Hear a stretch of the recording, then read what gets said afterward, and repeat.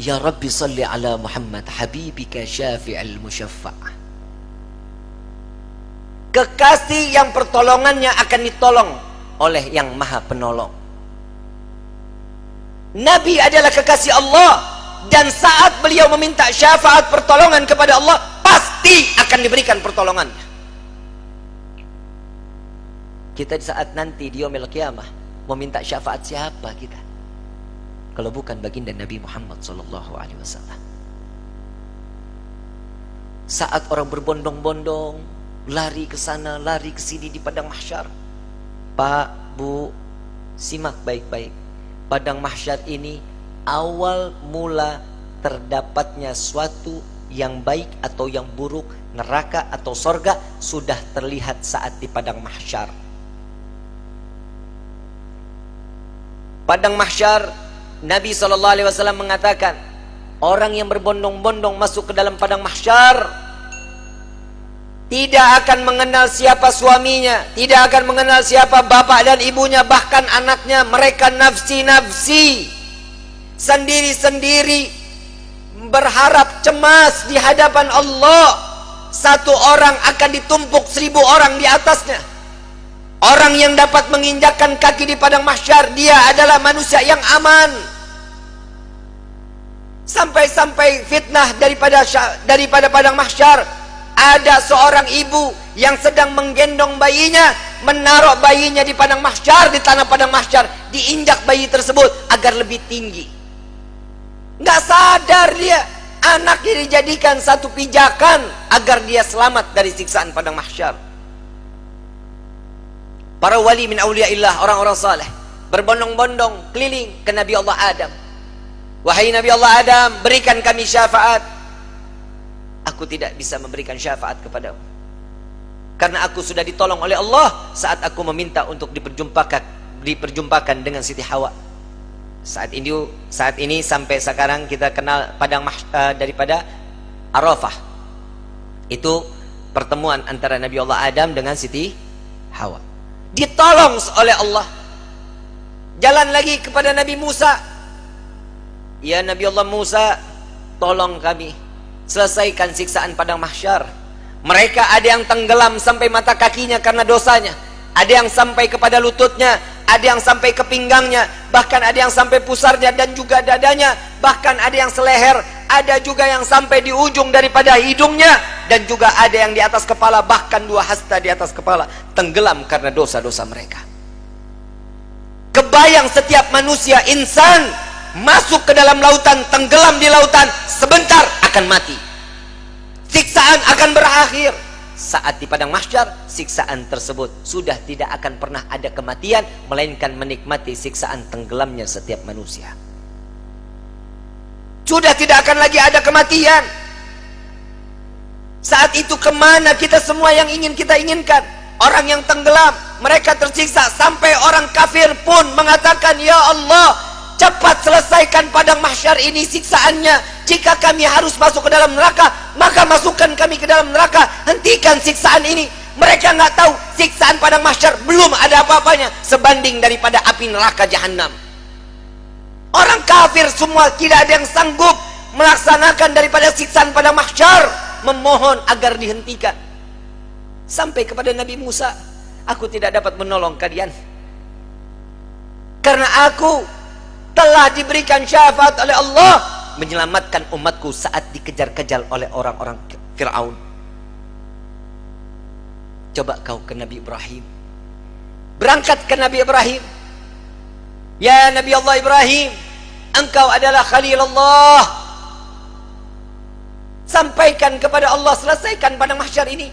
Aku tidak dapat memberikan syafaat kepada kalian karena aku telah ditolong oleh Allah saat aku dimasukkan ke dalam api Raja Namrud. Nafsi, nafsi, nafsi, nafsi. Sendiri. Silahkan engkau ke Nabi Isa. Sampai ke Nabi Isa.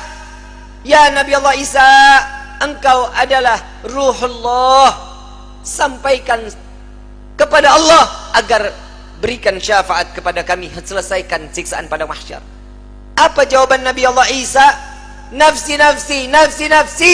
Aku tidak dapat menolong kalian karena Allah telah memberikan pertolongan kepadaku sampai aku diangkat ke langit kedua. Pergilah engkau kepada Habibuna Muhammad sallallahu alaihi wasallam. Dia adalah kekasih Allah. Berbondong-bondong para aulia datang kepada Nabi sallallahu alaihi wasallam, "Ya Rasulullah, berikan kami syafaat." Sebelum orang tersebut berbondong-bondong datang kepada Nabi, Nabi sallallahu alaihi wasallam sudah melihat mereka akan datang kepada Nabi. Nabi berjumpa dengan Allah, Nabi sujud kepada Allah. "Ya Muhammad, angkat kepalamu." Tidak lagi ada yang ibadah di padang mahsyar ini mengangkat kepala lalu sujud lagi Allah di hadapan Allah. Nabi Muhammad sallallahu alaihi wasallam diangkat lagi, "Wahai kekasihku, angkat kepalamu." Sudah tidak ada lagi yang ibadah di padang mahsyar ini. Tetap Nabi mengangkat kepala lalu sujud lagi kepada Allah. Sampai terakhir, "Apa yang kau inginkan wahai kekasihku?" "Ya Allah, selesaikan siksaan padang mahsyar. Biarkan mereka, masukkan mereka ke mizan penimbangan amal baik amal buruk mereka." "Ya Muhammad, engkau meminta tanpa sujud kepadaku, aku akan memberikan apa yang kau inginkan." Nabi Muhammad SAW tanpa sujud, jika dia meminta kepada Allah pasti akan dikabulkan. Dengan akhlak baginda Rasul SAW, beliau sujud, tahu beliau adalah seorang hamba yang pantasnya untuk sujud kepada Allah. Dia adalah Nabi SAW. Tatkala mereka datang bersama dengan Nabi, "Ya Rasulullah, mintalah permohonan kepada Allah." Apa jawaban Nabi? "Analaha, analaha, analaha." Aku yang dapat menolong kalian, aku yang akan memberikan syafaat kepada kalian, aku yang akan membebaskan kalian dari siksaan padang mahsyar di hari ini. Saat dia meminta, selesai padang mahsyar, masuk mereka semua ke mizan. Sampai di mizan, Nabi berdiri di depan mizan, melihat rombongan daripada umatnya. Saat beliau dalam keadaan dosa yang begitu besar, Nabi sujud kembali di hadapan Allah. "Ya Rabb," doa baginda Rasul sallallahu alaihi wasallam, "Ya Allah, ringankan beban dosa umatku, beratkan pahala mereka, ampuni dosa mereka ya Allah." Kita berbuat dosa di atas bumi Allah. Nabi yang terus menerus sampai di mizan pun Nabi sujud kepada Allah agar kita diselamatkan, dibebaskan, agar masuknya kita ke dalam syurganya Allah. Setelah mizan, Nabi SAW berdiri lagi di sirat. Saat dimana jembatan tersebut satu helai rambut dibelah menjadi 7, tajamnya luar biasa, di bawahnya neraka jahanam. Nabi menunggu sampai ada umat yang ingin tergelincir dipegang oleh Nabi, dituntun sampai di ujung daripada jembatan tersebut. Nabi menjaga umat sampai saat di dalam surga kelak, Nabi berdiri di depan pintu surga, tidak masuk ke dalam pintu surga, menunggu satu persatu agar masuk, mereka dimasuk ke dalam surga. Sampai di dalam riwayat Siti Fatimah bertanya, "Ya Rasulullah, untuk apa kau berdiri di depan pintu surga?" "Aku menunggu umatku. Jika satu yang tertinggal belum masuk ke dalam surga, maka aku tidak akan pernah masuk ke dalam surganya Allah." Huwa Muhammadah, dia adalah Sayyiduna Muhammad. Sampai di dalam satu riwayat lain, Rasulullah izin kepada Allah melihat daripada daftarnya, umat satunya belum masuk ke dalam surganya Allah. Nabi berbincang kepada Allah, "Ya Rabb, izinkan Muhammad untuk memeriksa neraka." Sampai beliau masuk ke dalam neraka mencari umatnya, lalu setelah itu diambil, lalu dibawa masuk ke dalam surganya Allah. Dia adalah Sayyiduna Muhammad, dia adalah pemimpin kalian, dia adalah Nabi kalian, dia adalah Rasul kalian. Tidakkah kalian malu tatkala kalian berbuat dosa di hadapan Allah?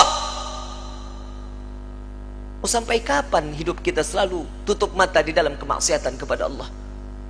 Hei para alim ulama, hei para kiai, hei para habaib, dosa apa yang kalian lakukan sampai terus menerus Indonesia diberikan daripada bala dan bencana? Wahai umat Nabi Muhammad, dosa yang mana yang kalian lakukan sehingga kalian enggan untuk bertaubat kepada Allah? Tubna ilallah, tubna ilallah. taubatlah kepada Allah, mohon ampunlah kepada Allah. Jika para aulia, para orang-orang saleh, kakek nenek kita terdahulu, dengan bangga mereka saat kelak nanti masuk ke dalam syurga dengan membawa pikulan amalan-amalan kebaikan di hadapan Allah, bagaimana nasib kita? Saat mereka diperiksa oleh Nabi SAW satu persatu, dengan bangga Nabi mengatakan dengan amalan mereka, zakat mereka, sedekah mereka, sholat malam mereka, Nabi mengatakan dia adalah umatku ya Rabb. Bagaimana dengan kita yang membawa pikulan dosa di hadapan Allah? Tatkala kita membawa pikulan-pikulan dosa, dibuka, diperiksa oleh Nabi, Nabi tetap mengatakan dia adalah umatku ya Allah, sambil meneteskan air mata di hadapan